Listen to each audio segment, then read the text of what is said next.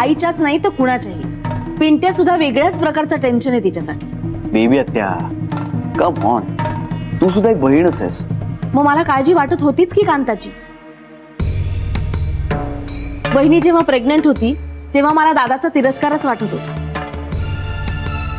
बहीण म्हणून नातं तोडलं होतं मी मनातनं। प्रेग्नेंट बायकोला त्रास देणारा सख्खा भाऊ मला नको होता, तर सून प्रेग्नेंट असताना तिच्या तर भावाला का सहन करायचं आम्ही? आम्हाला आमच्या घरात येणारं बाळ हेल्दी, गुटगुटीत आणि खूप जावळ असलेला हवं। श्री, अरे जान्हवीसाठी एवढा ताण बरा नाही। तुझ्या वेळेला मलाही एवढा त्रास नव्हता बघ। म्हणजे तुझे बाबा जवळ नाही त्याचं दुःख नक्की होतं, पण अशी तडफड धडपड मरमर हे काहीच नव्हतं बघ।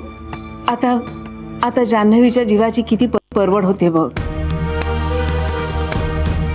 म्हणजे आता तुझ्यावरही तो राग निघणारच ना? हो श्री, मला कळतंय तुमचं दोघांचंही काहीतरी बिनसलंय। हा, पण ते जनरल। पण आता तसं नकोय ना व्हायला। तसं नाही होणार। ते फक्त जान्हवीचं माहेर काही काळ दूर राहिलं ना तरच शक्य। बेबी आत्या, असं नाही करू शकणार आपण। तुमची काळजी, कन्सर्न कितीही योग्य असला ना तरीही आई बाबांशी संबंध ठेवू नकोस असं सांगणं मलाच मुळात पटणार नाही। त्यामुळे तिला सांगण्याचा काही प्रश्नच येत नाही। आणि मला असं वाटतं की तुम्ही सुद्धा यात पडू नये।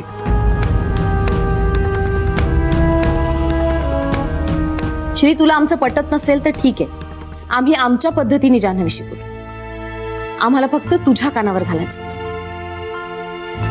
काही काळ तरी जान्हवी तिच्या माहेरपासून दूर राहिलं पाहिजे, यात आमच्या कोणाचंही दुमत नाही।